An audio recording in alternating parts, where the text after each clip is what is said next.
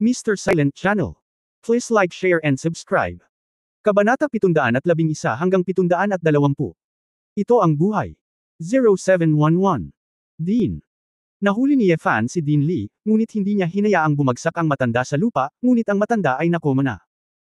Nagmamadaling iniunat ni Yefan ang kanyang kamay upang bigyan ng pulso ang matanda, at agad na nalaman na napakasama ng sitwasyon.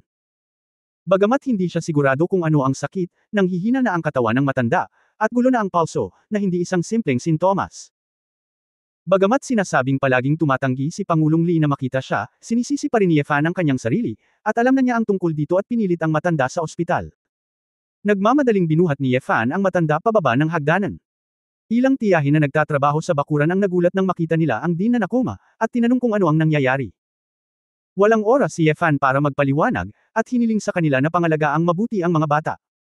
Dinala muna niya ang direktor sa malapit na ospital. Magmaneho hanggang sa pinakamalapit na Huahai University-affiliated hospital, na isa rin sa mga pinakamahusay na ospital sa Huahai. Pagpasok sa emergency department, nakilala ng ilang doktor at nurse si Yefan nang pumasok siya kasama si Pangulong Lee sa kanyang mga bisig. Presidente Lee. Nang makita ito ng isang nasa katanghaliang gulang na babaeng doktor na tumawag kay Yang Min na may karatula, tumawag siya kaagad at nagmamadaling binati si Yefan para buhatin ang matanda sa kama ng ospital. Napakunot ang noo ni Yefan nang marinig ang kakilala ng kabilang partido, Dr. Yang. Kilala mo ba si President Lee? Alam mo ba kung ano ang sakit niya? Bumilis ang tibok ng puso ni Yefan, sigurado, si Director Lee ba ay lihim na pumunta sa ospital para sa pagsusuri. Hindi niya hinayaan ang sarili niyang dalhin siya sa ospital, malamang matagal na niyang alam ang kalagayan niya, at sadyang itinago ito sa kanya. Hoy, ang matandang ito talaga, bakit mo itinatago sa mga tao sa paligid mo sa mga oras na ito? Bumantong hininga si Yang Min at inutusan ang intern, kunin mo siya para kumuha ng pelikula at magpasuri muna ng dugo. Pinanood ni Yefan si Dean Lee na itinulak papasok at nagtanong, Dr. Yang, ano ang kalagayan ni Dean? Nahihiya si Yang Min, mayroon akong profesional na etika, at hiniling sa akin ni Pangulong Lee na huwag pag-usapan ang tungkol sa kanyang kalagayan, kaya hindi ko masabi sa iyo ng direkta. Kapag nagising si Pangulong Lee, tanungin siya sa iyong sarili, huwag mag-alala, madyay gising siya. Lumapit. Nagmamadali si Yefan, ngunit alam din niya na ang doktor na ito ay sumusunod sa mga prinsipyo ng relasyon ng doktor-pasyente, at hindi madaling pilitin siya. Kung gayon, maaari ko bang tingnan ang pelikula? Doktor din ako, kaya nakikita ko ito mismo, tanong ni Yefan. Saglit na natigilan si Yang Min, doktor ka rin. Nagkataon lang. Tapos. Sige, sumama ka sa akin. Pagkatapos ng ilang inspection, dumating sina Yefan at Yang Min sa isang ward. Ang kondisyon ni Lee Shuhua ay naging imposible para sa kanya na bumalik sa orphanage, kailangan niyang manatili sa ospital, kaya direktang humingi ng single-person ward si Yefan. Matapos makatanggap ng tawag si Du Yuner mula sa tiyahin ng welfare home, nagmadali siyang pumunta, nakipag-ugnayan kay Yefan, at tumakbo sa ward. Kuya Yefan, anong problema ng Dean? Ang batang babae ay tumakbo sa ward na may maputlang mukha, ang kanyang mga mata ay puno ng pag-aalala. Hawak ni Yefan ang bagong kinuna na pelikula, nakatayo sa bintana ng ward, natulala at nakasimangot. Nang makita ang batang babae na paparating, ngumiti si Yefan, ang Dean ay nakoma at madyay gising. Nang makita ang ekspresyon ni Yefan, alam ni Du Yuner na may mali, Brother Yefan, huwag mong itago sa akin, ano ang problema ng Dean? Napabuntong hininga si Yefan at sinabing, ang Dean. Ito ay tumor. Namamaga, cancer. Ang magandang mukha ni Du Yuner ay namutla, at ang kanyang mga mata ay agad na namula, kung gayon. Seryoso ba iyon? Nasaan ang tumor? Bumulong si Yefan, ang kanang umbok ng atay ng Dean ay may malaking. May mga tuloy-tuloy na tumor nodules na gumagalaw sa kahabaan ng inferior vena cava hanggang sa kanang ventricle. Natigilan si Du Yuner, Brother Yefan, ako. Hindi ko maintindihan, sabihin mo lang sa akin kung mapapagaling ito. Ano? Tumango si Yefan, bagaman mahirap tanggalin ito, sa tingin ko. Kung gagawin kaagad ang open heart surgery, posibleng maalis ito. Plano kong hintayin ang Dean na magising at tanungin siya kung handa siyang gawin ito kaagad. Sa sandaling matapos siyang magsalita, si Dr. Yang Min, na nasa tabi niya, ay umiling, hindi, Dr. Ye, nakita mo lang ang sintomas na ito, ngunit maaari mong tingnan ang iba pang mga medikal na ulat mula kay Pangulong Lee. Nang marinig ito ni Yefan, agad niyang tiningnan ang iba pang mga materyales, at ang kanyang mukha ay biglang naging marangal. Bumantong hininga si Yang Min, nalaman ko, ang kidney function ni Director Lee ay may depekto, ang paggamit ng artificial na puso at baga ay magiging lubhang mapanganib, ito ay simpleng pag-uugali ng pagpapakamatay, kaya hindi maaaring magsagawa ng open heart surgery. Walang open heart surgery. Paano alisin ang tumor? Ungol ni Ye Fan. Oo.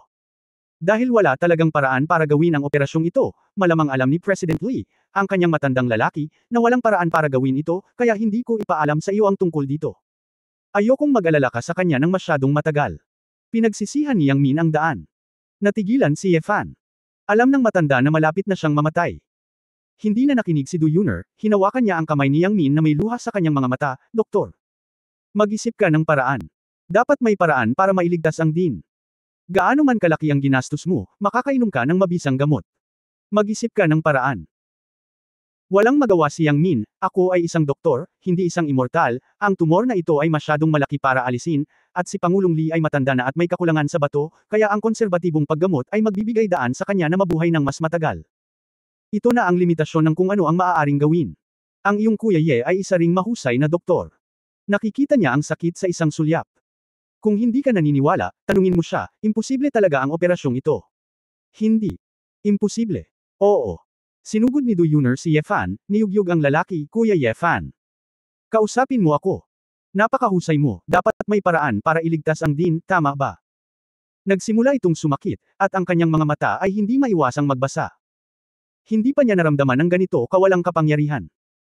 Sa pagmamasid sa matandang iginagalang at pinakamamahal niya, unti-unting nawawala ng buhay, bilang isang siruhano sa puso, hindi niya ito matutulungan na tapusin ang operasyon. Si Dr. Yang Min ay bumantong hininga, ginawa niya ang kanyang makakaya, walang magawa upang bumalik sa langit, umaliw ako ng ilang salita, at lumabas para magtrabaho. Niyakap ni Ye Fan si Du Yuner, nilunok ang kanyang lalamunan, at sinabing, Yuner, huminahon ka, hayaan mo akong mag-isip tungkol dito, kahit anong paraan ang gamitin ko, gagawin ko ang lahat para iligtas ang Dean. Bilang. Sinasabi niya, isang mahinang boses ang nagmula sa kama ng ospital. Dalawang hanggal na bata, paanong hindi mamatay ang mga tao? Tiningnan ni Ye Fan at Du Yuner ang matanda at nalaman na gising si Pangulong Lee, na may ngiti sa gilid ng kanilang mga bibig. Dean.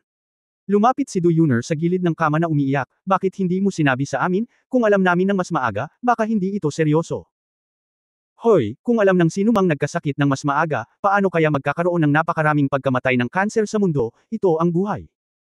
Ang matanda kong iyon ay biglang umalis, mas matagal akong nabuhay kaysa sa kanya.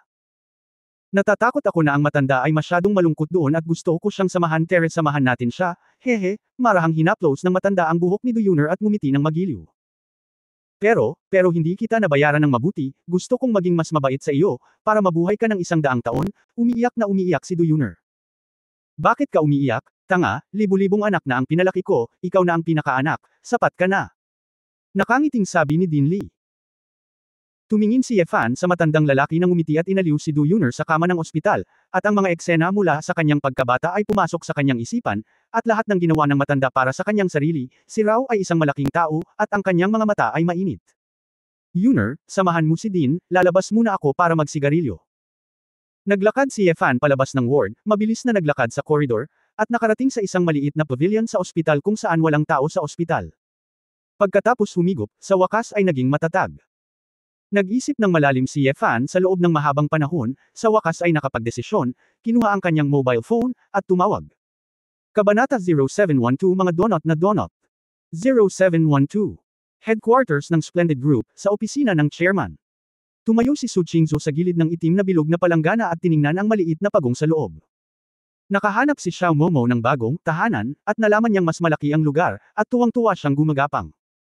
Gayunpaman, si Su Qingzhou ay walang gaanong oras upang panuurin ang kanyang mga alagang hayop na naglalaro, tumingin siya sa oras, 12:00 na ng tanghali. Pumayag na dalhin ako upang makita ang kasalukuyan sa tanghali. Walang anino, walang tawag sa telepono. Sinungaling. Nakaramdam ng hinanakit si Su Qingzhou, ngunit ayaw niyang magkusa na tumawag at magtanong kay Ye Fan, na parang gusto niyang malaman kung anong regalo sa araw ng mga puso. Maya-maya lang ay may pumasok na tawag. Masayang-masaya si Su Qingzhou saglit, nang malaman niyang si Ling Yuwei ang tumatawag. Sinagot ng babae ang telepono nang may kainahinala at nagtanong, Weiwei, ano ang problema? Su Qingzhou, maganda ang mukha mo. Sinasadya mo bang hindi sumasali sa art exhibition kasama ko, sa pag-iisip na nakakahiya na makasama ako? Sabi ni Ling Yuwei Anong kaguluhan, anong pinagsasabi mo, Weiwei? Nagtataka si Su Qingzhou. Tumigil ka na sa pagpapanggap. Ngayon lahat ng Huahay ay sumusunod sa iyo, Presidente Su. Marami kang nawala ng mukha sa pagkakataong ito. Hindi magtatagal at marami na ang iyong mga tagahanga sa buong mundo, humajijek si Ling Yuwei. Lalong naguluhan si Su Qingzhou nang marinig niya ito, ano ang nangyayari, gawing mas malinaw. Nalaman din ni Ling Yue na ang babae ay tila ignorante, at sinabing kakaiba, talagang hindi mo alam.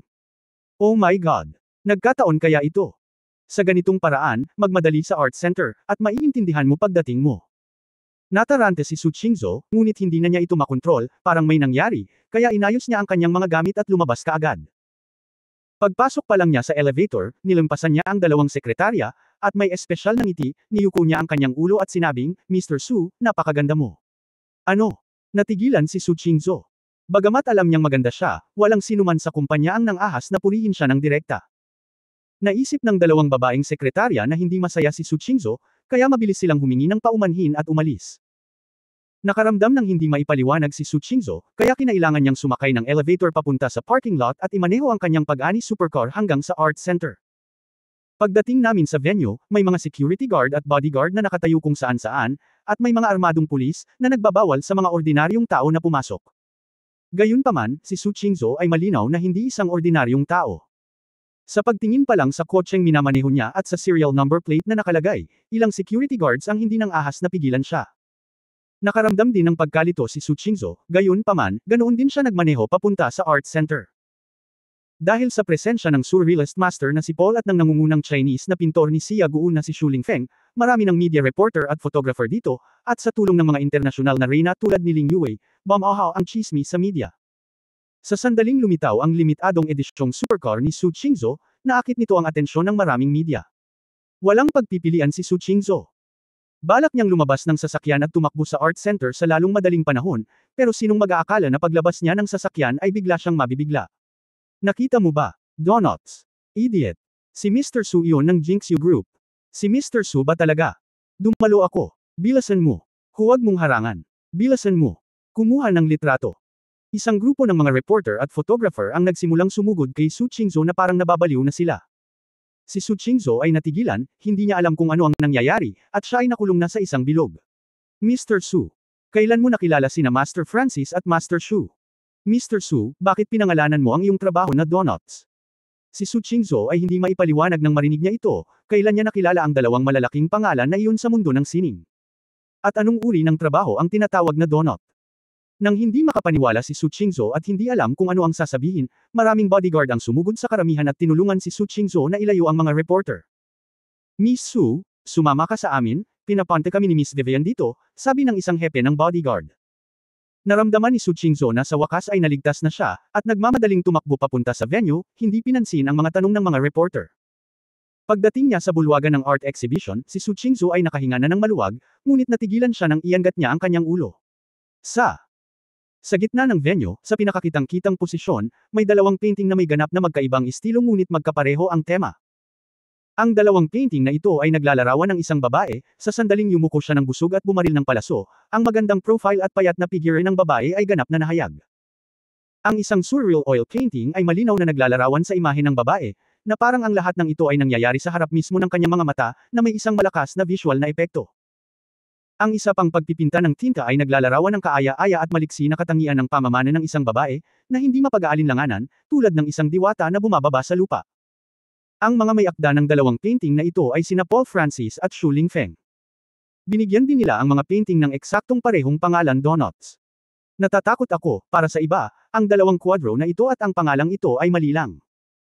Gayunpaman, para kay Su Qingzhou, ang pangalang donut ay tila nagpahayag na ito ay purong kanyang pagpipinta. Sok. Naiinggit talaga ako. Dalawang world-class na pintor ang nagpinta para sa iyo, at ipinakita rin nila ang mga painting bilang facade ng art exhibition. Su Qingzhou, ang ganda ng mukha mo.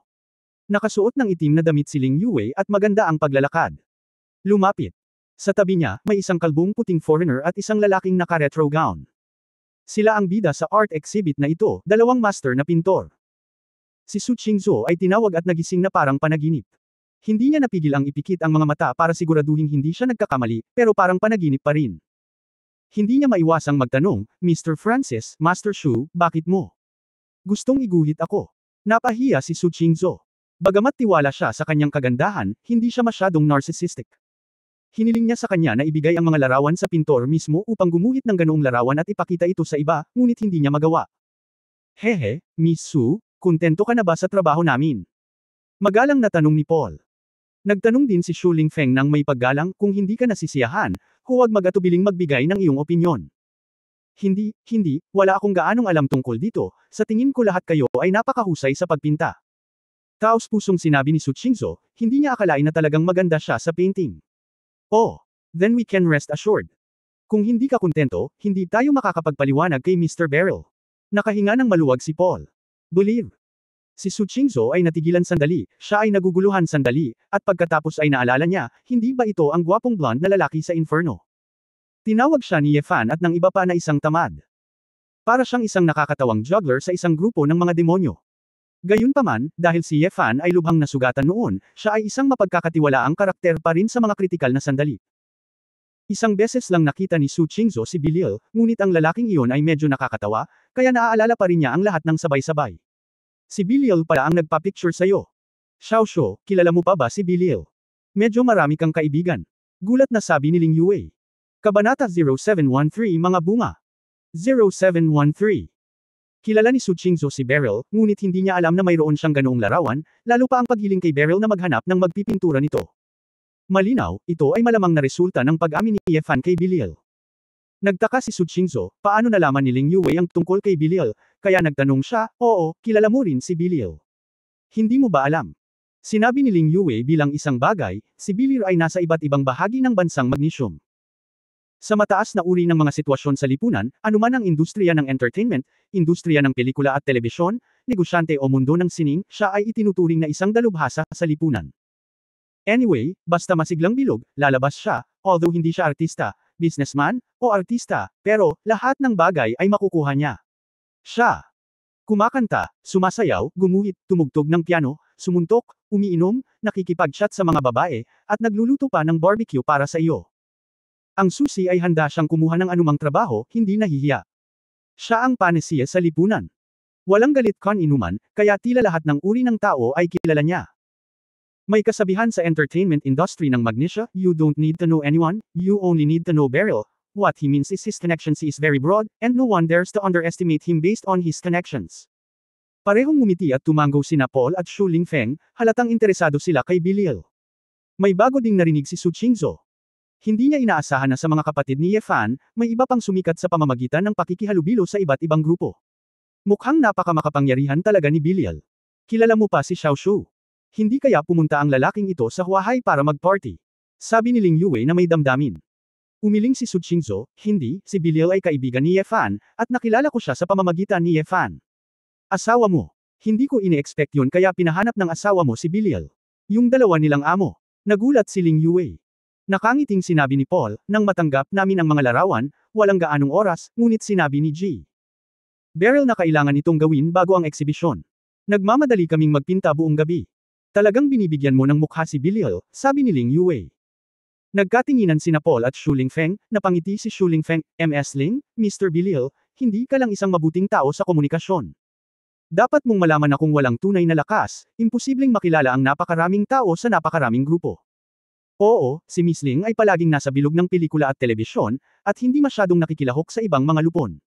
Hindi simple ang background ni Mr. Beryl. He specially asked us to paint, so there must be some important reason, how dare we refuse? Paul Road. Nagtataka si Ling Yue, sinabi mo yan, hindi ba't napakalakas ng asawa ng aking matalik na kaibigan, at maaari niyang utusan si Belial na hanapin ka? Ito, hindi namin alam.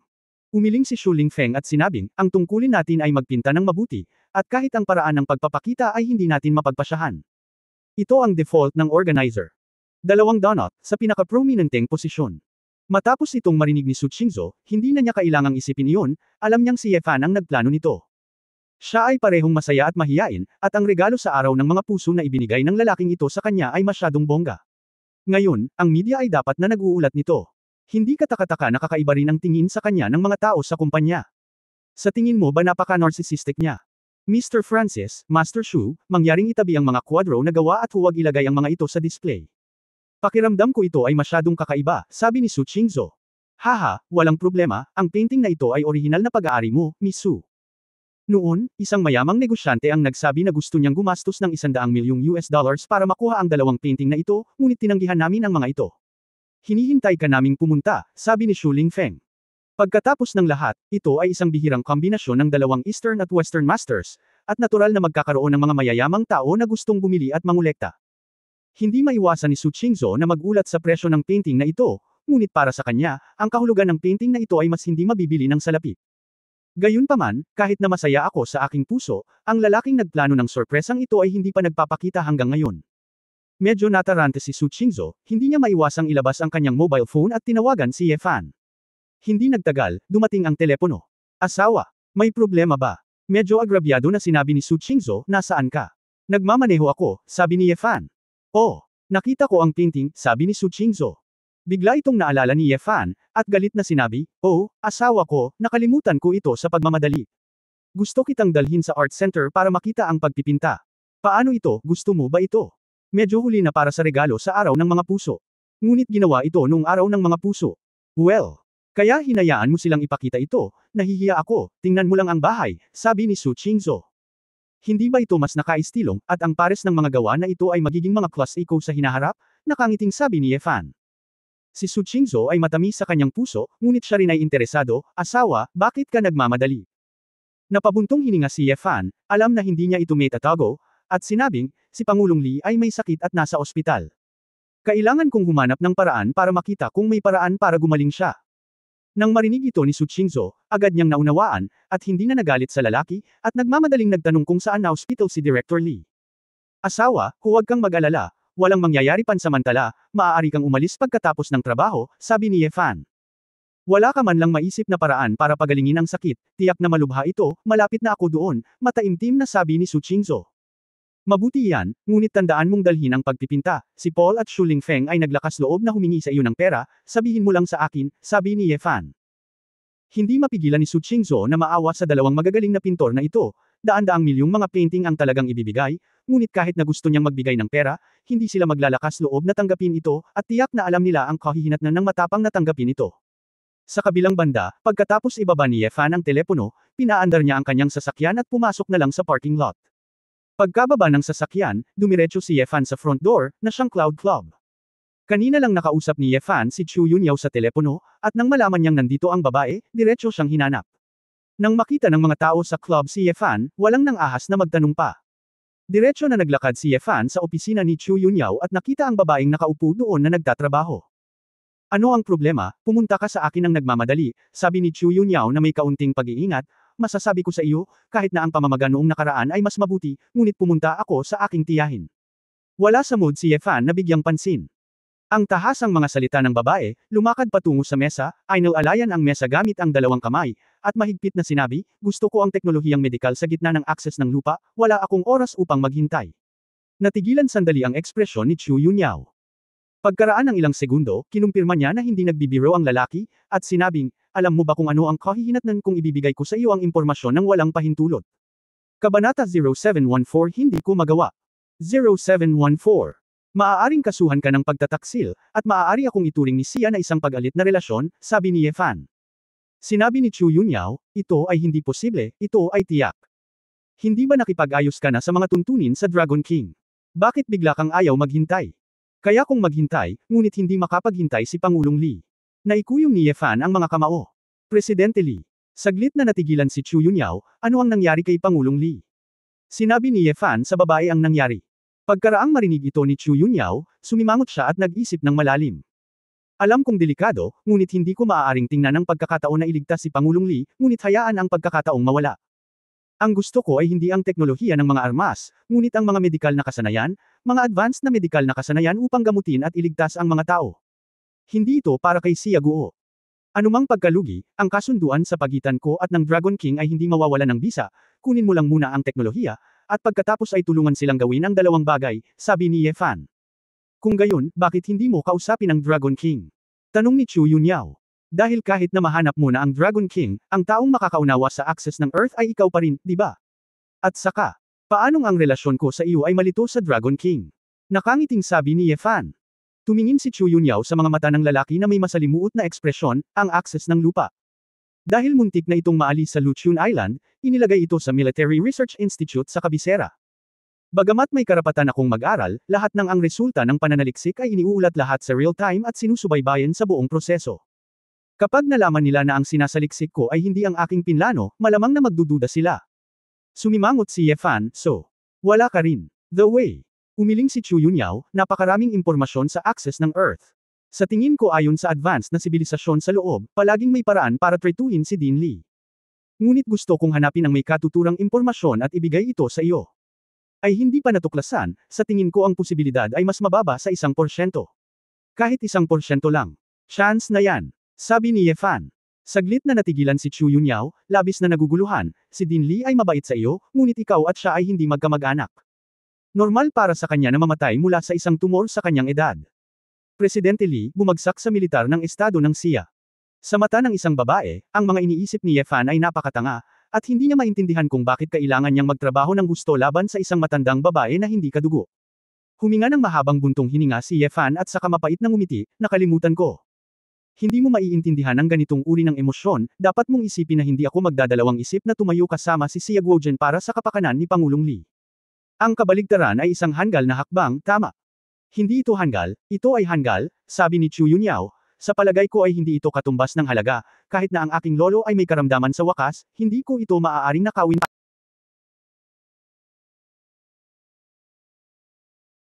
Sa kanya, data sa access ng daigdig. Nakaramdam ng kaunting awa si Ye Fan, at tumingin sa babae na may kaunting awa, akala ko.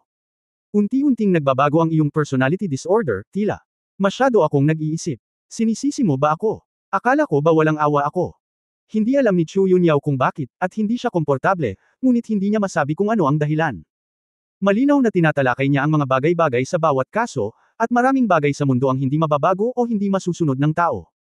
Umiling si Ye Fan, hindi kita sinisisi, ikaw ito, nasa iyo ang iyong mga pagpapahalaga, at hindi talaga ako karapat-dapat na hilingin sa iyo na gumawa ng pagtataksil para sa bagay na ito. Nang marinig ang mga salita ng lalaki, mas nakaramdam ng hindi komportable si Chu Yunyao. Nakaramdam siya ng hindi komportable sa buong katawan. Huwag italikod ang kanyang ulo at huwag tumingin sa lalaki. Napangiti si Ye Fan at sinabing, Xiao Yao Yao, magpanggap lang na hindi ako nakapunta dito. Kakausapin ko ang Dragon King tungkol dito. Hindi umimik si Chu Yunyao, at walang ekspresyon ang kanyang mukha. Hindi na nag-abalang magsalita pa si Ye Fan. Pagkalabas ng club, nagsindi siya ng sigarilyo at nagpatuloy sa pagtawag kay Exi Lin Yuan. Matapos malaman ni Exi Lin Yuan ang sitwasyon, nangako siyang kakausapin kaagad ang Dragon King. Hindi nagtagal ay tumawag ang telepono ng Dragon King. Narinig ko na gusto mong makuha ang medikal na teknolohiya ng access ng Earth ng maaga. Tanong ng Dragon King. Oo, hindi magbabago ang aming kasunduan, ipapangako ko pa rin sa iyo na kumpletuhin ang dalawang bagay, gusto ko lang iligtas ang mga tao sa lalong madaling panahon, sabi ni Ye Fan. Ang hari ng dragon ay nag-isip sandali, at sinabi, dapat mong malaman na ito ay hindi isang maliit na bagay. At ang kasunduan ay ang kasunduan, kahit na ikaw ang impyernong hari na si Lucifer, iginagalang ka namin, hindi ito nangangahulugan na huwag mag-atubiling gumawa ng exception para sa iyo. Sa iyong mga mata, hindi ba karapat-dapat sa iyong pansin na iligtas ang buhay ng mga tao? Medyo nagtaas ng boses si Ye Fan. Ang Dragon King ay ngumiti at sinabi, sa bawat minuto at bawat segundo, may namamatay, buhay, katandaan, sakit at kamatayan, kalikasan ng tao. Marahil ang matandang ito ay napakahalaga sa iyo, ngunit sa aming mga mata, nang may buong paggalang, hindi siya sapat upang baguhin ang pinakamataas na antas ng bansa. Ideya. Kung gayon, bakit hindi mo sabihin sa akin kung ano ang gusto mong gawin ko, at kapag tapos na ako, ibibigay ko kaagad sa akin ang data ng access ng Earth. Galit din si Ye Fan, bagamat alam niya na sa harap ng state apparatus, walang halaga ang buhay ni Pangulong Li. Pero hindi niya pa rin maiwasang sumigaw. Ang Dragon King ay kalmado rin, pagkatapos mag-isip tungkol dito, sinabi niya, mayroon akong isang bagay at maaaring kailanganin ng iyong tulong, ngunit kailangan kong humingi ng mga tagubilin sa pinuno, at sumang-ayon ang pulong, sasabihin ko sa iyo muli. Kung ikaw ay swerte, kaya mo yan. Pagkatapos ng isang bagay, maibibigay namin ang ilan sa iyong impormasyon. Mangyaring humingi ng mga tagubilin, magsagawa ng isang pulong. Ye Fan Ninis, pagod na talaga kayo, mahirap magmadali, hindi ako makapaghintay. Sinabi ko lang na posibleng magtagumpay, walang kasiguruhan. Ngunit nais kong bigyan ng babala, huwag mong hamanin ang dignidad ng militar ng kaharian ng Xia. Nakita mo na ang pamilya Zhou sa huling pagkakataon, at dapat mong malaman sa ngayon. Sa Xia Kingdom, hindi ikaw, ang pinuno ng Diablo, ang maaaring manggulo. Halika, babala ng Dragon King. Ang mukha ni Ye Fan ay malamig at ang kanyang boses ay mababa at totoo, nang sinabi kong iiwan ko ang mga matatanda, ang aking Panginoon na si He Huang ay nagsabi rin ng isang bagay na katulad sa akin, kaya makalipas ang 2 taon, natalo ko siya. Hindi ko naramdaman na buhay. Ito ay isang bagay ng kurso sa mundo, at lagi kong pinaniniwalaan na ang jade at bato ay masusunog. Sa makatuwid, pinakamahusay na magmadali sa iyong mga kahilingan at pagpupulong. Natahimik sandali ang Dragon King, hindi na nagsalita pa, at ibinaba ang telepono. Huminga ng malalim si Yefan bago bumalik sa kotse at bumalik sa ospital. Alam niya na nakakabaliw na makipag-usap sa Dragon King ng ganito, ngunit kailangan niyang gawin ang lahat para mailigtas ang ilang tao, at may ilang bagay na kailangan niyang gawin. Kahit na ang paggawa nito ay magiging hindi patas sa mga kababaihan sa paligid, at magiging medyo makasarili. Gayunpaman, ang mga tao ay palaging kailangang manatili sa kanilang sariling ilalim na linya. Hindi niya kakayanin ang pagkakataong iligtas ang pinakamamahal niyang tao, ngunit hindi niya ito magagawa kapag nakita niyang namatay ng ganito ang matanda. Kabanata 0715 Walang espesyal. 0715. Pagkabalik sa ospital, nalaman niyang bukod kay Duyuner, binisita din ni Su Qingzhou ang matanda. Nakaupo si Din Li sa kama. Hindi man masyadong maganda ang kanyang kutis, at least may ngiti sa kanyang mukha, halatang ayaw na maawa ang lahat sa kanya. Humingi na ng leave si Duyuner sa paaralan. Plano niyang manatili sa ospital para maalagaan ang mga matatanda. Kahit paulit-ulit siyang kinukumbinsi ni Din Li, pinilit pa rin ng dalaga na manatili sa mga matatanda. Ayon sa doktor, maaaring umatake at lumala ang kondisyon ni Director Li anumang oras, kaya ayaw umalis ni Duyuner kahit sandali. Naunawaan din ni Yefan ang iniisip ng dalaga, at nangako kay Duyuner na susubukan niya ang kanyang makakaya upang makahanap ng paraan upang mailigtas ang dekano, at pagkatapos ay uuwi kasama si Su Qingzhou pagkalipas ng alas 9 ng gabi. Sa pag-uwi, napakahina rin ng mood ni Su Qingzhou, at nagtanong siya, asawa, imposible ba talagang magsagawa ng operasyon? Hindi mo ba kilala si Dr. Runida mula sa Magnesium, na gumagawa din ng mga diskarte doon? Hindi ba? Nang hihinayang umiling si Yefan, nakatawagan ako sa telepono ni Runida kaninang hapon. Sa mga umiiral ng surgical case at sa kasalukuyang teknolohiya, hindi pa rin ako makahanap ng paraan, at siya rin ay helpless. Napabitaw si Su Qingzhou ng, sa pagkabigo, ang bagong gusali ng Ivy Welfare Institute ay ilang buwan na lang bago matapos. Kung hindi makita ni Director Li ang pagkumpleto at umalis, tiyak na ayaw ko. Natahimik si Yefan. Matapos umuwi ang dalawa, ayaw matulog ni Yefan ng gabing iyon, at patuloy na nag-internet para malaman kung may planong kumpletuhin ang operasyon. Kinabukasan, madaling araw na, at nang oras na para sa almusal, bumaba si Yefan. Nabalitaan din ni Tita Jiang ang tungkol kay Pangulong Li kagabi at inaliw niya si Yefan. Pilit na ngumiti si Yefan, ngunit mahirap mag-relax. Nang si Yefan ay umiinom ng lugaw, ngunit ang pagkain ay walang lasa, isang tawag sa telepono ang dumating. Nakita ni Yefan na ito ang numero na tinawagan ng Dragon King kahapon, at agad niya itong kinuha. Nakuha mo na ba ang resulta ng meeting? Diretsyong tanong ni Yefan. Ang Dragon King doon ay nagsabi sa kakaibang tono, Lucifer, hindi ka ba makapaghintay ng maraming oras pa? Kumunot ang noo ni Yefan, anong ibig mong sabihin? Hindi ko inaasahan na magiging napakahusay ng iyong alindog, na gagawing kaakit-akit si Chu Yun. Ang isang babaeng tulad ni Yao ay handang makipagsapalaran para sa iyo. Muntik ko nang isipin na peke ang anak ng pamilyang Chu, sabi ng Dragon King na may emosyon. Nagulat si Yefan at biglang tumayo, anong sabi mo? Siya, baka siya. Mukhang hindi mo talaga alam, isang oras lang ang nakalipas, sinubukan niyang magnakaw ng ilang data sa kaibuturan ng mundo. Ay naaresto pagkatapos matuklasan. Mapait na ngumiti ang Dragon King, nagmamadali siyang pumunta sa kabisera kagabi para nakawin ng impormasyon tungkol sa access ng lupa para sa iyo. Para sa iyo, maaari na siyang kasuhan ng pagtataksil. Si Yefan ay parehong naantig at nagulat. Noong una ay naisip niya na tiyak na hindi isasakripisyo ni Chu Yunyao ang kanyang mga personal na interes para tulungan siya. Gayunpaman, talagang tinulungan siya ni Chu Yunyao na magnakaw ng impormasyon nang hindi gumagawa ng ingay. Ang babaeng ito ay palaging nakakagawa ng mga hindi inaasahang bagay, ngunit sa pagkakataong ito, naramdaman talaga ni Yefan ang isang malakas na mainit na agos na nagpainit sa kanyang puso. Ako na ang bahala sa bagay na ito, nakinig lang siya sa sulsol ko, sabi kaagad ni Yefan. Hehe, wala sa iyo. Ngayong nakakulong na siya, ayokong magkulang ang militar ng bansang siya ng ganoong pangunahing talento. Kung paano haharapin ito ay malalaman lamang pagkatapos makipag-usap sa ilang mga pinuno, ngunit doon dati, naisip ko na maaari kang pumunta muna sa kabisera. Kung ito man ay upang makita si Chu Yunyao, o upang mag-follow up sa iba pang mga solusyon, sa palagay ko ay dapat kang pumunta. Talagang nag-aalala si Yefan kay Chu Yunyao. Ang babae ay nahuli mag-isa, at ito ay dahil sa kanya. Siyempre, gusto niyang ilagay ang kanyang mga pakpak at lumipad. I see, pupunta ako sa airport ngayon, sabi ni Yefan. Okay, pagdating natin, hihilingin ko sa military advisor na sunduin ka. Kailangan ko munang makipagpulong sa mga chief.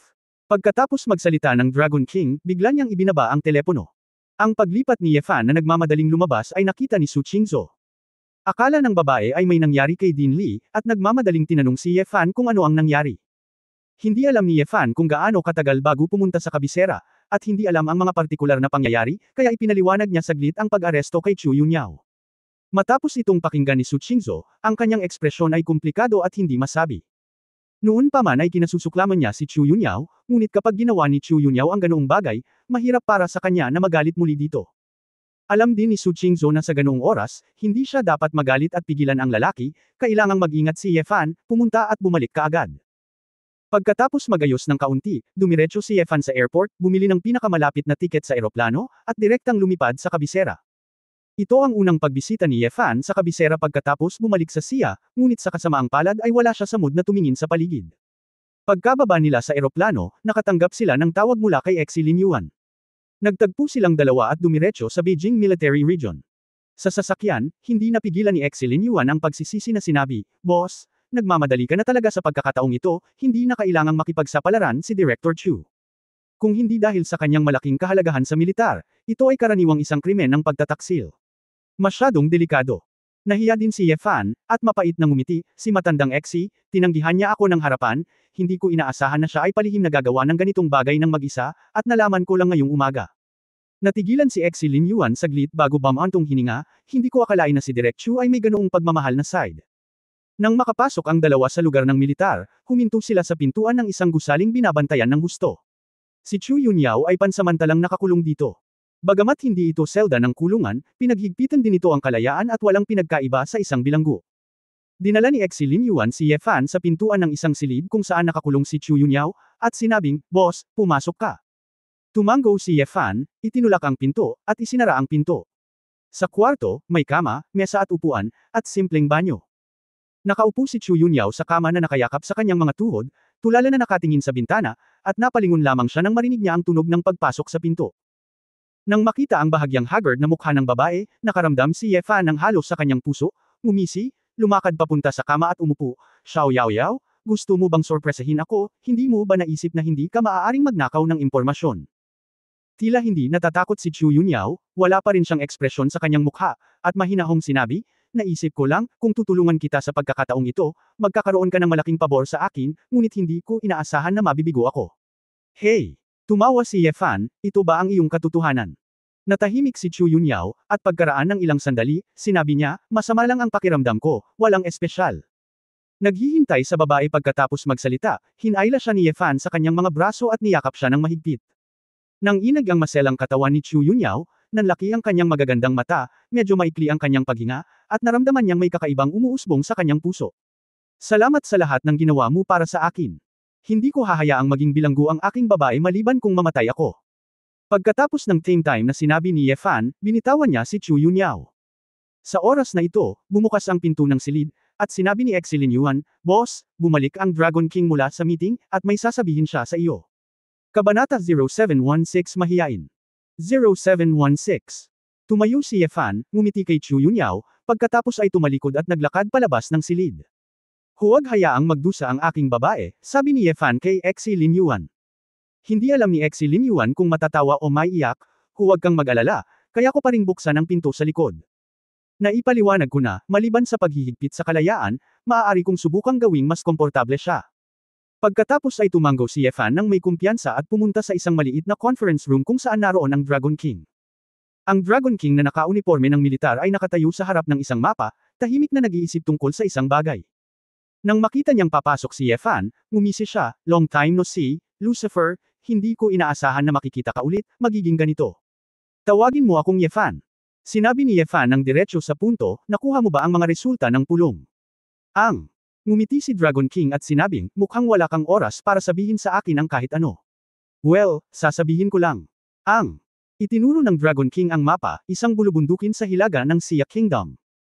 Ilang buwan na ang nakalipas, nalaman ng aming mga tao na ang Share Society ay nagpapadala ng mga tao sa aming hilagang hangganan upang maghanap ng isang bagay ng palihim.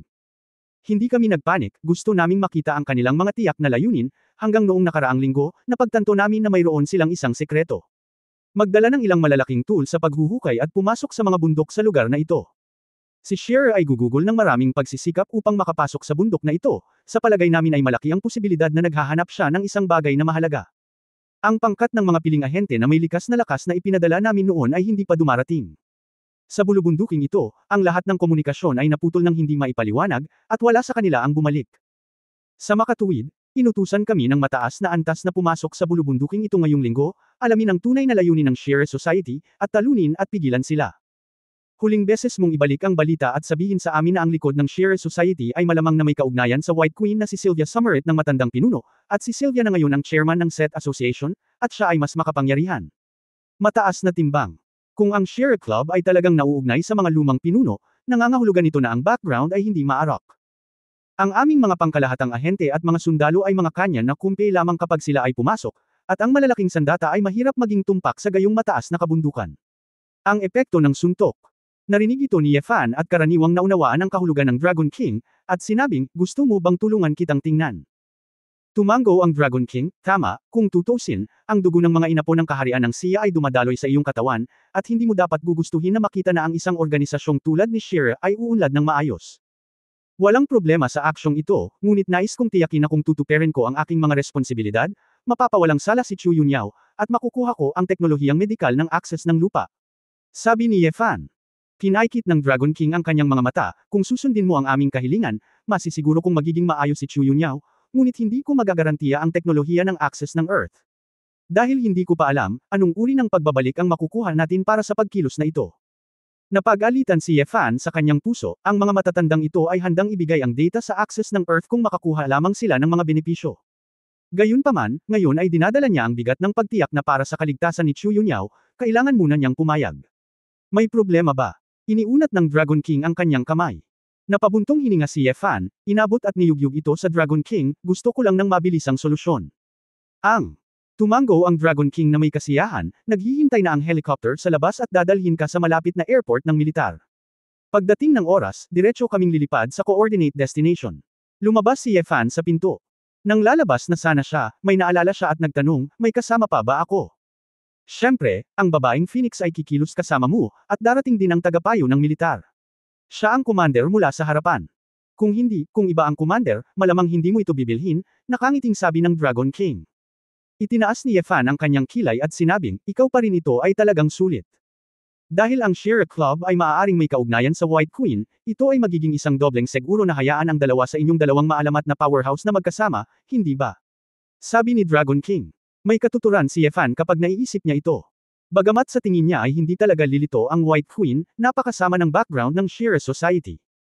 Ang skeleton wizard na si Skelllighten ay binili noong nakaraan, kaya walang garantiya na may mangyayari sa babaeng Phoenix. Ang pagsama ay mas ligtas. Kahit na curious din si Yefan kung ano ang hinahanap ng mga lalaking ito sa matataas na bundok, hindi niya gustong makipagsapalaran dahil dito. Hindi nagtagal, sinundan ng helicopter sina Yefan at Exi Lin Yuan sa malapit na airport ng militar. Habang naglalakad patungo sa isang military plane, si Exi Lin Yuan, na nakasuot na ng wartime camouflage uniform, ay tuwang-tuwa na nagsabi, Boss, sa wakas makakalaban na ulit ako sa tabi mo, ngunit matagal na akong naghihintay.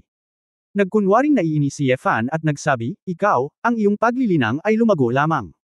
Nakita kita bilang isang congenital grade perfection kalahating taon na ang nakakaraan, at ngayon ikaw ay kalahating hakbang pa lamang. Talagang kaiyahiya para sa amin na impyerno na sabihin ito. Ang iyong antas ay nagtatago pa rin sa likod. Yamakap ng masunurin, at aalagaan kita para protektahan ka sa oras na iyon. Boss, hindi mo may kukumpara ang lahat sa iyong sarili. Abala ako sa mga gawaing militar. Kung mayroon akong oras upang mapabuti sa isang maliit na hakbang, hindi masama. Labis na naagrabyado si Exi Lin Yuan. Nagkwentuhan ang dalawa at sumakay sa eroplano. Mayroon ng mahigit 20 ahente ng Dragon Soul na naghihintay sa eroplano. Ang grupong ito ng mga tao ay lahat ay higit sa likas na lakas, at ang ilan ay nasa panahon pa ng pagsasanay. Sa paghusga mula sa kanilang panloob na lakas, makikita na sila ay karaniwang mula sa 4 na pangunahing paaralan ng Shaolin, Taiji, Shushan at Kunlun, at ang ilan ay ang 5 sikat na martial arts. Pangkat ng paaralan. Nang makita nilang pinagsama ni Exi Lin Yuan si Yefan, ang grupo ng mga ahente ay nagpakita ng kalituhan, dahil sa kanilang mga mata, si Yefan ay isang ordinaryong tao na walang kultibasyon. Gayunpaman, hindi masyadong nagpapaliwanag si Exi Lin Yuan. Ang mas kaunting mga tao na nakakaalam ng pagkakakilanlan ni Yefan, mas ligtas ito. Hindi ka pa ba pupunta? Nagtaka si Yefan nang makita niyang hindi gumagalaw ang eroplano. Tumingin si Exi Lin Yuan sa kanyang relo, hinihintay ko si Xiao Ziner, ang baliw na babaeng ito, sa tuwing gagawa siya ng misyon, kailangan niyang dumating sa huling pagkakataon. Habang siya ay nagsasalita, isang magandang pulang figure sa hindi kalayuan ang lumipat sa eroplano pagkatapos ng ilang lumiliit na paggalaw tulad ng hangin. Walang hiya Exi Lin Yuan. Ano na naman ang sinasabi mong masama tungkol sa akin? Sa sandaling pumasok si Xiao Ziner, ang eroplano ay napuno ng kanyang boses. How dare I, Miss Xiao, malamang mali ang narinig mo, nagmamadaling depensa ni Exi Lin Yuan. Ngumuso si Xiao Ziner, kung marinig mo ulit ako, susunugan ko ang dila mo. Nakita rin ni Ye Fan ang babaeng ito muli-mula noong huling beses silang naghiwalay sa Europe. Ang huling pagkakataon ay dahil sa alitan ni Su Qingzhou sa kanya. Naging medyo nakakahiya. Nang makita ito ngayon, ayaw ni Ye Fan na maging masyadong matigas, kaya nagkusa siyang ngumiti, Miss Xiao, manatiling ligtas.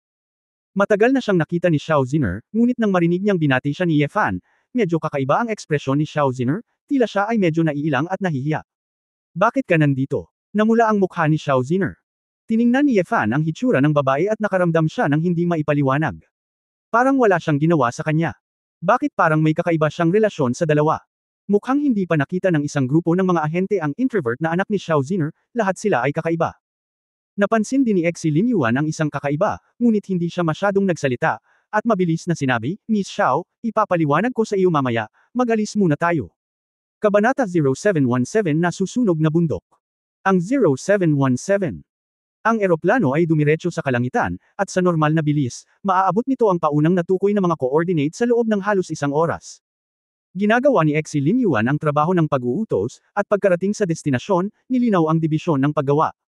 Si Ye Fan at Xiao Ziner ang ganap na pangunahing puwersa sa labanan, at ang kanilang mga nakatagong kakayahan ay mahusay. Hindi na kailangang sabihin, alam nila kung paano gawin ito.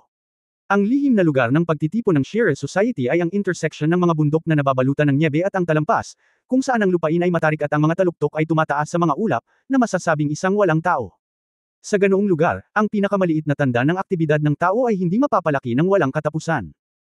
Sa makatuwid, kapag ang eroplano ay naka-schedule na nasa mataas na altitude ng maaga, ang lahat ay magpapaparachute at bababa, upang maiwasang ma-alerto ng Shearer Club.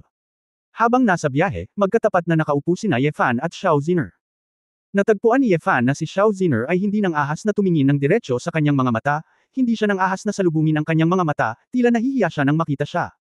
Hindi alam ni Ye Fan kung bakit, ngunit ang isang Maisla na babaeng Phoenix ay ibang-iba sa dati, na nagpaparamdam sa kanya ng labis na hindi komportable. Miss Xiao, mayroon bang hindi pagkakaunawaan sa pagitan natin? Hindi napigilan ni Ye Fan na sumandal at nagtanong. Nang makita si Ye Fan na papalapit, si Xiao Ziner ay nagmamadaling umatras, wala. Wala. Kung gayon bakit pakiramdam mo ay sinadya mong umiwas nang makita mo ako? Halos tanungin siya ni Ye Fan kung ano ang ikinahihiya niya. Nagmamadaling nakipagtalo si Xiao Ziner, paano kasi? Masyado kang maraming iniisip. Nang makitang hindi sumagot ang babae, walang choice si Ye Fan kundi tumigil sa pagtatanong at tahimik na maghintay sa pagdating ng eroplano. Makalipas ang halos isang oras, dumating na ang eroplano sa destinasyon, at sunod-sunod na isinuot ng lahat ang kani-kanilang payong at naghanda sa skydive. Nang magpadala ang isang ahente ng parachute bag kay Ye Fan, ikinaway ni Ye Fan ang kanyang kamay, hindi ko kailangan, tumalon ka lang. Masyadong mabagal ang parachute. Bumaba ako para tingnan kung may malapit. Isang grupo ng mga lihim na ahente ang natagpuang hindi ito maiisip. Bagamat ngayon lang sinabi ni Exi Lin Yuan na si Ye Fan ay isang master na inimbitahan ng Dragon Soul, ito ay libu-libong metro ang taas sa kalangitan, kaya kung tumalon ka ng diretso pababa, kahit isang master ay kailangang mahulog sa lupa, tama ba? Ngumiti si Exi Lin Yuan at sinabing, hindi mo kailangang mataranta. Boss ko yan. Sabi ng boss ko hindi, maniwala ka lang. Hindi na nag-abalang magpaliwanag pa si Ye Fan sa kanila. Pagkatapos buksan ang pinto ng cabin, diretso siyang tumalon pababa at nawala sa ulap sa isang iglap. Hindi ko rin kailangan. Tumanggi si Xiao Ziner na aminin ang pagkatalo, at pagkatapos itapon ang kanyang umbrella bag, tumalon siya pababa. Isang grupo ng mga ahente ang natigilan, at sa kanilang pananaw, halos imposibleng mabuhay. Sa katunayan, ang gayong pagbagsak ay wala kay Ye Fan. Matapos mahulog si Ye Fan sa kagubatan ng bundok, hinawakan niya ang mga puno ng 2 beses gamit ang kanyang mga kamay, at ang makapal na sanga ay naputol sa dalawa, at pagkatapos ay tuluyang nahulog sa lupa. Maingat na sumunod si Xiao Ziner, ngunit medyo mainit ang paraan ng pagbaba ng babae. Direkta niyang ginamit ang apoy ng Phoenix para magpakawala ng apoy laban sa isang bato sa lupa, at ang puwersa ng reaksyon ay bahagyang nakarating sa kanya. Miss Xiao, ang paraan ng paglapag mo ay masyadong kapansin-pansin, hindi ba ito nagpapakita ng iyong kinaroroonan? Sabi ni Ye Fan, I want you to care. Kung ito ay makikita, nangangahulugan ito na ang mga tao ng Shearer Society ay hindi kalayuan dito, at ang kanilang parachuting ay makikita rin. Bumagsak ang boses ni Xiao Ziner, at napansin niyang may mali. Napansin din ni Yefan ang sitwasyon, may tao. Ang dalawa sa kanila ay agad na tumingin sa iba't ibang direksyon, tanging ang isang mabangis na lalaki ay nakasuot ng uniforme ng camouflage sa bundok at mga espesyal na armamento ng operasyon na mabilis na umusbong mula sa kakahuyan sa di kalayuan. Lalaki. Ang grupong ito ng mga tao ay pawang nakasuot ng gas mask, may hawak na isang uri ng kagamitan na katulad ng isang flamethrower sa kanilang mga kamay, at may bitbit na mga storage device ng paisa-isa sa kanilang likuran. Nang makita ni Yefan ang hitsura ng mga taong ito, naalala niya ang panahon na iniligtas niya si Princess El mula sa Shearer Society sa Europe. Ito ang poison gas weapon ng Shearer Society. Huwag mo itong langhap, mabilis itong masusuffocate. Sabi ni Yefan. Naiinis na sinabi ni Xiao Ziner, ligtas ang binibini na ito sa lahat ng lason, kaya dapat mong alalahanin ang iyong sarili. Naalala lang ni Yefan na hindi kapani-paniwalang malakas ang Phoenix bloodline ng babae. Ang knuckle-alasong gas ay malamang na hindi mahalaga, ngunit ang problema ay naghihintay para sa pagkahulog. Paano ang mga tao? Hindi maganda. Magsimula muna tayo, kung hindi makakalaban ang mga tumatalon pababa sa lakas nitong makamandag na gas. Ito. Huli na ang lahat, ngunit noong panahong iyon, isang grupo ng mga sinanay na miyembro ng Azure Society ang nagsimula ng harapin sina Yefan at Xiao Ziner crazy spray ng poison gas. Tulad ng isang fountain, ang puting makamandag na gas ay mabilis na kumalat sa kakahuyan, na pinawi ang lahat. Ngunit sina Yefan at Xiao Ziner ay parehong napakabilis at lubhang lumalaban sa knuckle-alasong gas. Napabuntong hininga ang dalawa at direktang naglunsad ng patayan sa mga miyembro ng Azure Society. Nagrampa si Yefan, pinaikot-ikot ang leeg ng isang tao gamit ang isang kamay, at sinipa ang isa patalikod at tinamaan ang bato gamit ang isang paa, lumalabas at umaalis na parang hangin, at maaari niyang patayin ang isang tao sa isang galaw. Ang grupong ito ng mga miyembro ng Azure Society ay hindi malakas sa halaga ng puwersa, na siyang antas ng mga ordinaryong espesyal na puwersa. Sa harap ng pag-atake ng maalamat na powerhouse, natural silang walang kapangyarihan. Gayunpaman, mayroong maraming mga taong walang magawa. Nang makita ang knuckle-alasong gas na nag-spray sa buong kabundukan at bukid, nabalisa si Xiao Ziner. Isang apoy ng Phoenix ang biglang nag-apoy sa kamay ng babae, at binalak niyang direktang umatake mula sa malayo, at mabilis na sinunog ang mga taong ito. Ngunit sa sandaling nag-apoy ang apoy ng Phoenix, ang hangin ay tila nagliyab agad. Boom! Direktang binalot ng apoy si Xiao Ziner, na nagdulot ng marahas na pagsabog. Hindi. Nag-react si Yefan, ngunit nang gusto niyang pigilan siya, huli na ang lahat. Dapat ay naisip niya na ang lason na gas ng Azure Society, una, para tambangan ang mga lamason sa kaluluwa ng dragon ng walang pagdanak ng dugo, at pangalawa, dapat ay pinag-isipan din niya ito. Masyadong pinaghihigpitan ng Phoenix Girl. Kapag ang mga nasusunog na sangkap ay idinagdag sa knuckle-alasong gas, kapag si Xiao Ziner ay nag-apoy, ito ay katumbas ng pagsunog sa sarili. Sa kabutihang palad, si Xiao Ziner ay natural na immune sa apoy, ngunit ang pangunahing punto ay na kapag sinunog niya ito, ang knuckle-alasong gas sa mga bundok at kapatagan ay nag-apoy, at ang buong kagubatan sa bundok ay katumbas ng sanhi ng sunog sa kagubatan. Matapos ang grupong ito ng mga miyembro ng Azure Society ay lamunin ng apoy, ang mga hiyawan ay sunod-sunod, at ang iba ay sinunog hanggang sa mamatay nang hindi sila napatay. Kahit na si Xiao Ziner ay hindi natatakot sa apoy, ang pagsabog ay nagdulot din sa kanya ng ilang panloob na pinsala, kaya mabilis siyang umasa sa apoy upang mabawi ang kanyang sarili.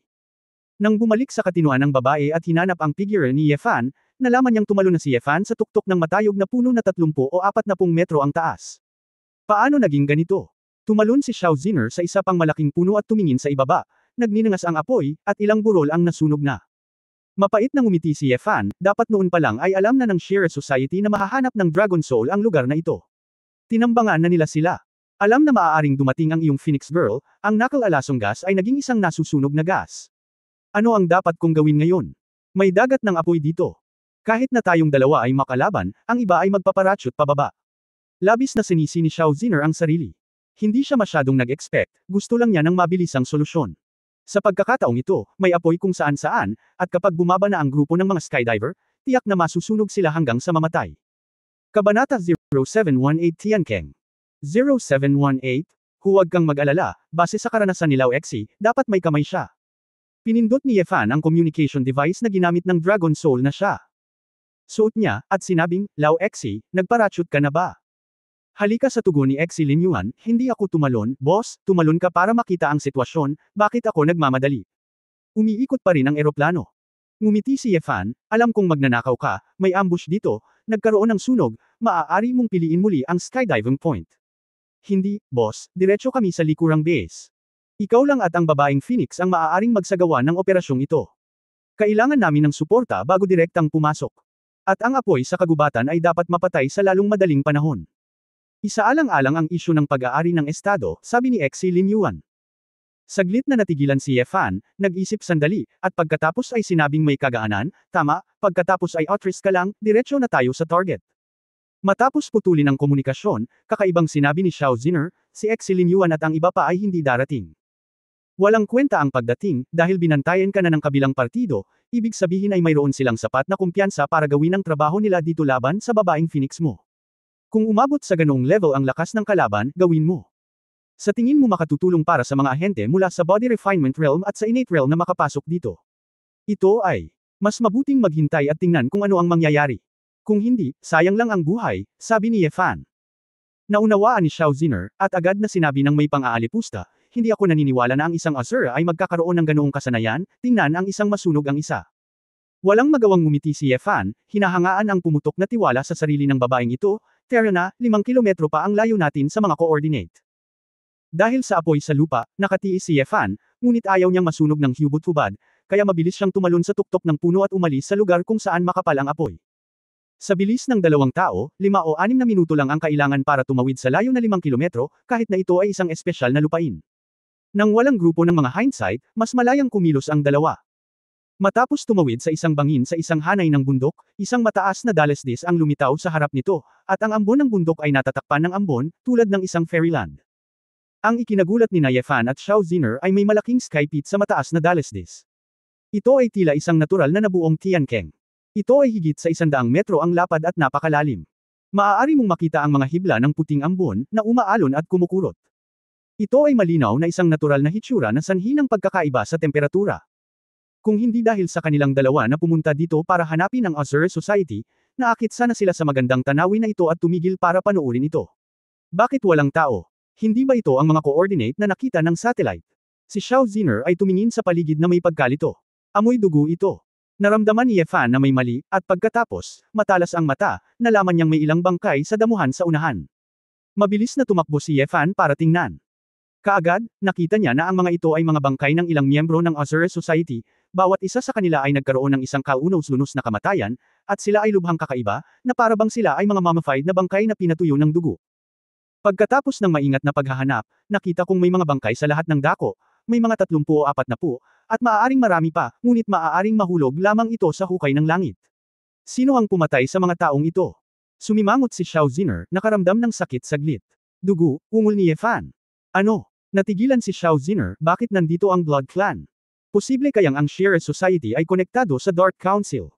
Inilibot ni Ye Fan ang kanyang mga mata, Miss Xiao, kung ang Dark Council ang nasa likod ng entablado ng Shearer Society, papatayin ka ng Blood Clan. Ano ang ginagawa ng mga tao ng Azure Society? Maliwanag na ito ay isang antagonistic na relasyon. Ako. Napagtanto ni Xiao Ziner na siya ay tanga, namula ang kanyang mukha, sinabi ko lang na may koneksyon, at hindi ko sinabi kung ito ay isang gang. Si Ye Fan ay masyadong tamad na makipag-usap sa kanya ng walang kaparirikan. Ang sitwasyon ay mas komplikado kaysa sa naisip nila. Nagmamadali niyang gustong gamitin ang communication device para makipag-ugnayan kay Xi Lin Yuan. Gayunpaman, pagkatapos ng pagpindot nito ng 2 beses, nalaman kong hindi maipapadala ang signal dito. Hindi ko alam kung may signal interference, o kung mayroong anumang espesyal na geographic magnetic field dito, sa madaling salita, pansamantalang imposibleng makipag-ugnayan. Sa sandaling ito, sa ibaba ng napakalalim na Tiankeng, may mahinang tunog ng impact at pagsabog. May mga tao sa ibaba. Narinig din ito ni Xiao Ziner. Nag-alinlangan si Ye Fan at sinabing, sa ganitong paraan, bababa ako para makita kung ano ang nangyayari, at ikaw ang manggaguna. Huwag na. Sa tingin mo ba mas magaling ka sa akin? Ikaw bantay, tumalon ako. Nakikita kong hindi tama ang sitwasyon at nakakalipad ka pa, kaya mo bang lumipad? Tumanggi si Xiao Ziner. Si Ye Fan ay nawala ng salita sa sandaling iyon. Pagdating sa paglipad, hindi talaga siya kasing laya ng Phoenix Dance ni Xiao Ziner. Tumalon lang siya.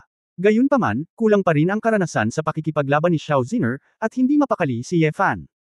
Kalimutan mo na ito, pagkatapos ay sabay tayong bumaba, para maalagaan natin siya, sabi ni Ye Fan. Ngumuso si Xiao Ziner, kung masyado kang mahiyain, sabihin mo lang ng diretso, tatakpan ka ni Miss Ben. Ngayon ay para ipakita lang sa iyo ang tunay kong lakas. Hindi napigilan ni Ye Fan na matawa, ngayon lang, Xiao Zin, naaalala ko pa ang huling pagkakataong nagkaharap ang dalawa. Walang gaanong masabi, tumalon ang dalawa, mahirap tansyahin ang lalim ng Tiankeng, tumalon sila ng todo, at lumagpas sila ng 600 hanggang 700 metro nang hindi umabot sa ilalim. Sa wakas, nang humigit kumulang 1 kilometro, napansin ni Yefan at Xiao Ziner na nagbago ang tanawin sa ibaba. Biglang naging mas malawak sa lahat ng direksyon, tulad ng isang florera, makitid sa itaas at malawak sa ibaba. Napapaligiran ng mga kakaibang bato, stalactites at ilang malakristal na ores ay nasa lahat ng dako. Ang mga bulaklak at halaman ay namumukadkad, at may ilang malamig na pool na nakakalat dito, na parabang ito ay isang paraiso sa ilalim ng lupa. Gayunpaman, ang mas ikinagulat ni Yefan at Xiao Ziner ay mayroon talagang ilang helicopter, pati na rin ang ilang excavator, at iba't ibang makina para sa paghuhukay ng mga butas. Hindi nakakagulat na natuklasan na ang Shira ay may malalaking makinarya na ipapadala, ngunit ito ay nawala. Lahat sila ay diretsyong ipinadala sa ilalim nitong Tiankeng. Si Yefan at Xiao Ziner ay hindi na pinayagang manood ng higit pa, ang tunog ng labanan mula sa gilid ay nagpalakas ng kanilang loob. Dalawang grupo lang ng tao ang nakita ko na nag-aaway-away sa isang nahukay na lugar. Marami ng mga bangkay ng mga miyembro ng Azure Society sa lupa, ngunit ang mga miyembrong ito ay tila may katamtamang lakas, tulad ng mga manggagawa na pumupunta rito upang magtrabaho. Sa mga tambak ng mga bangkay, isang salamangkero na nakasuot ng berdeng balabal, na may berdeng balbas at buhok, na ikinakaway ang isang tungkod na binalutan ng malaking turkesa, at nagpatawag ng makapal na asol kayumangging baging sa paligid ng katawan. Ang mga baging ay tila may malay na mga latigo, nagwalas at naglalatigo sa paligid. Kung titingnang mabuti, ang mga baging na iyon ay may mga spike, na parabang ang mga ito ay lubhang nakakalason, at tiyak na hindi ito dapat guluhin. Sa paligid niya, mayroong 7 o 8 anino na nakasuot ng itim na baluti, kumikilos ng napakabilis na parang mga multo, at patuloy na kumikislap ang kulay dugo ng mga sinag, na isang grupo ng mga master ng Blood Clan. Ang lakas lang talaga ng mage na to, hindi tumatagas ang depensa, at may poster pa na kayang pumatay ng Blood Race. Policies. Agad na nakilala ni Yefan ang salamangkero nang makita niya ito. Kabanata 0719 The Ancients. 0719 Kailan? Narinig ni Xiao Ziner ang pangalan, may naisip din siya, Policies, isa sa 3 hukom ng matatandang pinuno. Tumango si Yefan at agad na tumingin sa kabilang side. Isa itong necromancer, na may patay na aura sa buong katawan niya. May isang layer ng baluti na binubuo ng mga puting buto sa kanyang ulo, dibdib, at mga kamay at paa. Sa kanyang ulo, tanging isang pares ng mga mata na naglalabas ng escarlate na glow ang lumitaw, na talagang nakakatakot. Hawak ang isang sibat na gawa sa puting buto, mabangis siyang nakikipaglaban sa isang blonde long-haired white blood race na nakasuot ng itim na tuxedo. Sa likod ng mahabang buhok na lahi ng puting dugo, isang pares ng mga pakpak na pinalapot ng sining ng dugo ang bumukas, at sa kanyang kamay ay isang mahabang espada na pinalapot ng sining ng dugo, na napakabilis, at umiikot sa salamangkero. Sa pamamagitan ng isang sibat, ang kabilang panig ay ang pakpak ng dugo na baliw, ang dugong espada ay humahampas, hindi nagbibigay sa isa't isa. Yemo. Prinsipe Oberak. Lalong humigpit ang mga kilay ni Yefan matapos niyang makilala ang dalawa. Nang marinig ito ni Xiao Ziner, nagulat din siya, Necromancer Night Demon. 2 sa 3 judges ang nandito.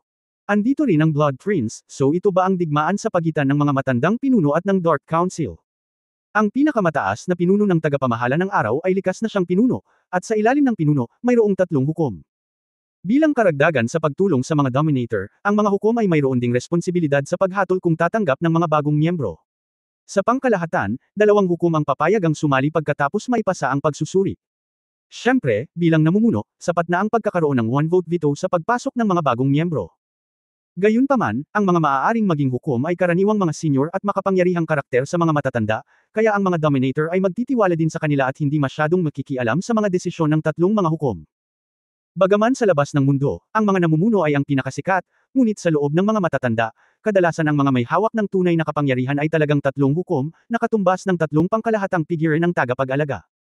Ang natural na magician na si Ulysses at ang necromancer na si Yemo ay mga makapangyarihang lalaki na matagal nang sikat sa underground world.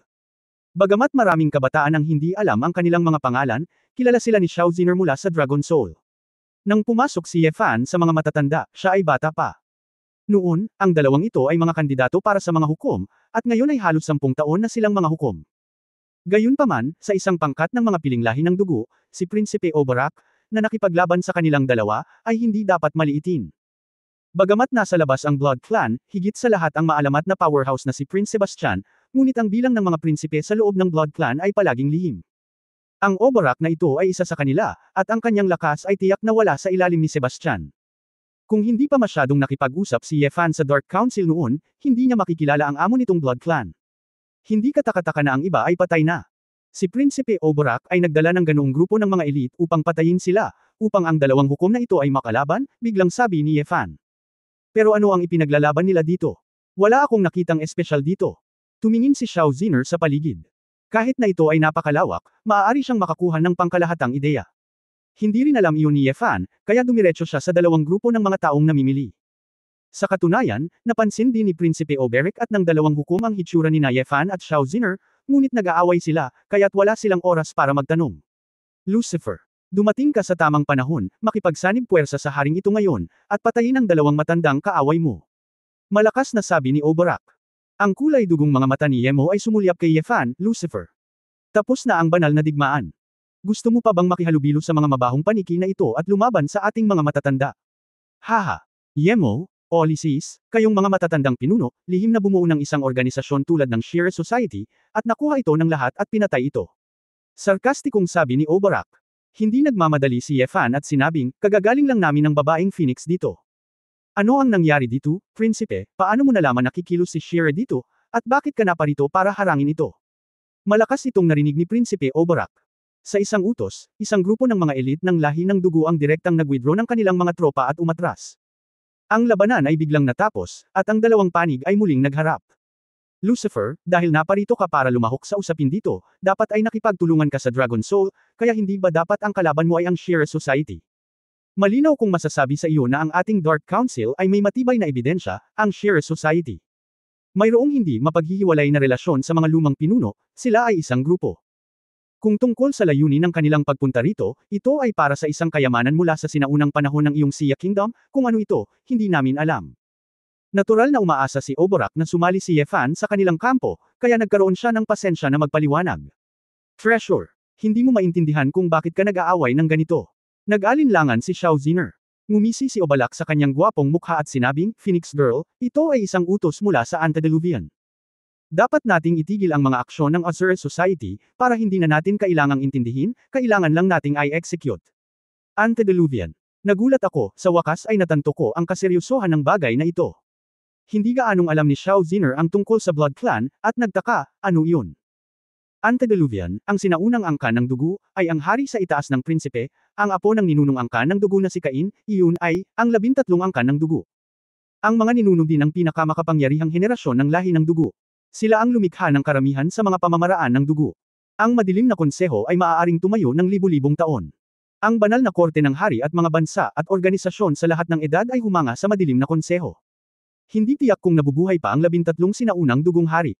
Pero ngayon parang, kung hindi lahat sila ay buhay, at least meron pa sa mundo. Maikli itong ipinaliwanag ni Ye Fan kay Xiao Ziner, ngunit sa parehong oras, nalilito siya. Antediluvian ba ang mga matatandang lalaki na nakita niya sa 18 Layers of Hell? Kung gayon, ito ay isang pagkakataon na nagawa niyang magpakamatay mula doon sa unang lugar, salamat sa pagpapalam sa kanya. Dahil, kung ito ay isang tunay na sinaunang lahi ng dugo, ang lakas nito ay ganap na epiko. Kinukumpirma lang nito na may chismis tungkol sa Dark Council mula sa labas ng mundo, may mga nakatagong epic powerhouses sa Blood Clan. Siyempre, haka-haka lang ito ni Ye Fan, dahil ang ika-18 impyerno ay isang bilangguan kung tutuusin. Hindi kaya nananatili ang pinakamakapangyarihang mga ninuno ng Blood Clan sa itinayo nilang kulungan. Ito ay talagang hindi makatwiran. Nang marinig ng dalawang hukom, sina Ursus at Yemo, ang Antediluvian, ang kanilang mga ekspresyon ay halatang solemna. Lucifer, kailan ka pa nagsimulang maging thug ni Siago Olonghan? Hindi ka gagamitin bilang gunman ng mga paniki na ito, tama. Kung tatayo ka sa amin, dapat alam mo kung ano ang kahihinatnan, babala ni Yemo. Chapter 0720 Ano ang nahanap ko? 0720. Bilang mga matandang kakilala, dapat mong malaman na hindi ako mahilig makarinig ng mga ganoong salita. Nanlamig ang mga mata ni Ye Fan. Lumapit si Ulysses para pigilan si Yemo at nakangiting sinabi, Lucifer, huwag mo akong intindihin, hindi namin intensyon na magbanta. Tumingin si Ye Fan sa paligid, gusto ko lang malaman ngayon, may nakita ka bang mga kayamanan? May mga hukay at butas na hinukay dito at doon, at wala akong nakitang anumang kayamanan.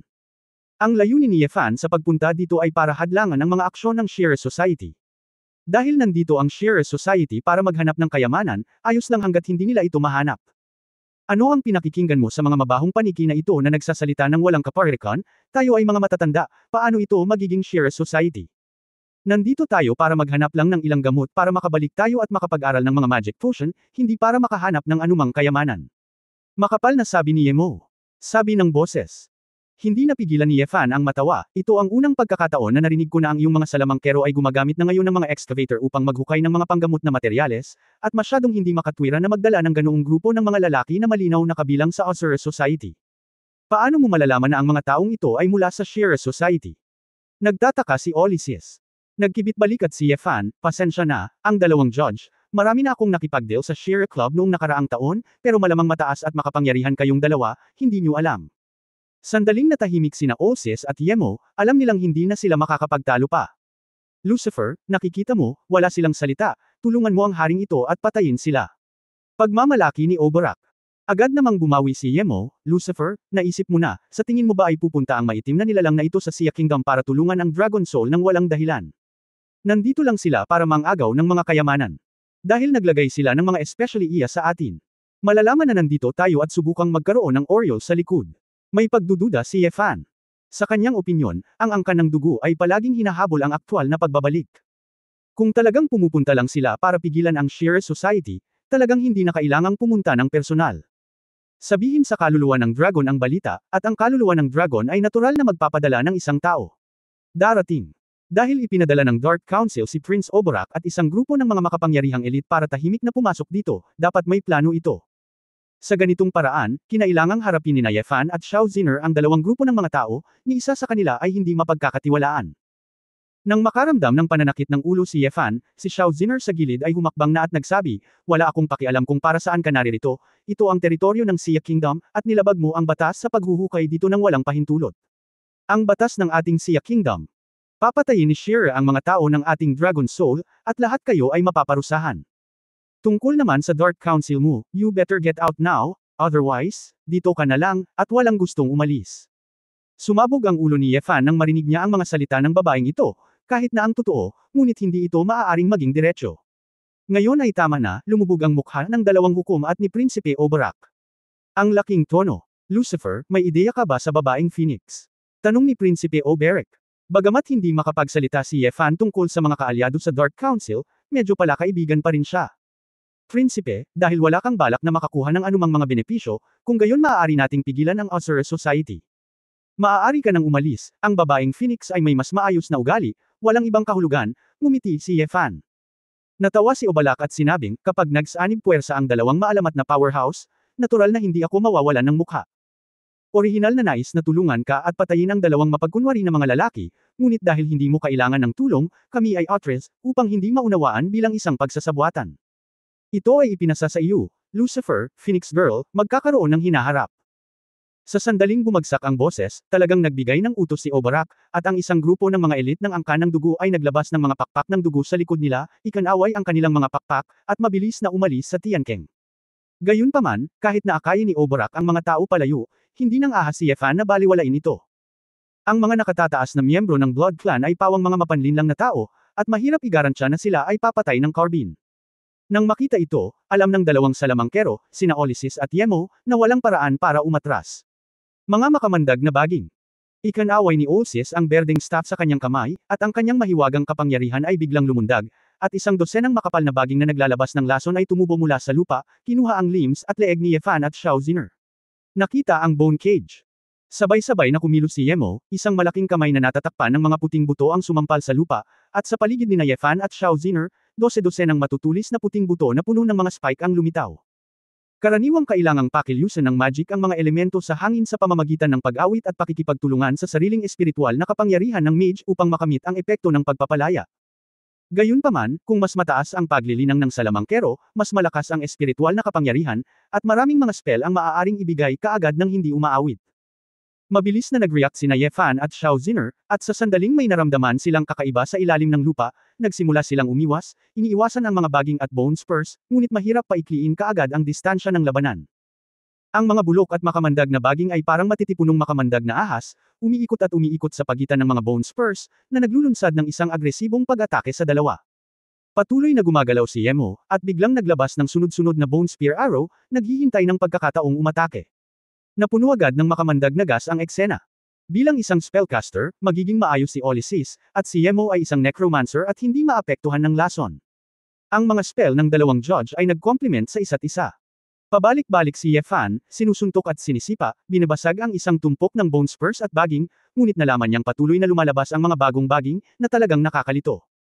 Lucifer, Phoenix Girl, kahit na ikaw ay maalamat na mga powerhouse, maaaring hindi ka makakuha ng mga benepisyo sa harap namin. Huwag kalimutan, sa mga tuntunin ng karanasan, kami ay higit pa kaysa sa iyo. Tumawa si Olsis at mabilis na kinawian ang kanyang mga tauhan. Matapos pumasok ang mga berdeng alon sa mga baging, nabuo sa mga baging ang malalaking bola na kahawig ng mga bulaklak. Piranha. Ang malalaking bulaklak na ito ay biglang bamuka ang kanilang dagwang mga bibig, at ang dilaw-berdeng maasim na likido ay lumipad palabas, kumagat kina Yefan at Xiao Ziner. Nang makita ito, galit na sinabi ni Xiao Ziner, pinangalanan mong Ye, umalis ka. Hindi na niya nakayanan pa, at wala siyang pakialam kung ang pagsunog dito ay makakasakit kay Yefan, at ang apoy ng Phoenix ay nagliyab sa buong katawan niya. Ang gininto ang apoy ng Phoenix ay sumabog sa loob na parang bomba, agad na sinunog ang nakapalibot na mga baging at piranha, at kumalat, direktang sinunog ang isang bukas na espasyo. Mabilis na nagtago si Yefan, nagmamadaling lumabas sa isang puwang, at tumakbo sa labas. Hindi siya nasunog, ngunit medyo natakot pa rin siya. Hindi naman kasi masarap ang lasa ng masunog. Ang lakas nila ni Xiao Ziner, kung sila ay one-on-one, ay maaaring mas mataas kaysa sa dalawa, ngunit pagdating sa pagtutulungan, wala talaga. Sa sandaling nalagpasan ni Xiao Ziner ang pagkubkob, nagpadala siya ng ulan ng apoy patungo kay Osis, at si Feng Yan ay nagpakabamba ng masinsinan, tulad ng 10,000 bituin, na humahanggos patungo sa Osis. Biglang dumating si Yemo sa oras na ito, nagpatawag ng malaking bone shield, hamarang sa harap ng dalawa, at nilabanan ang hakbang na ito. At habang sinasamantala ang oras na ito, si Osis ay talagang umawit ng isang spell sa likod niya. Pagtatapos ng kabanatang ito. For more videos, please like, share and subscribe.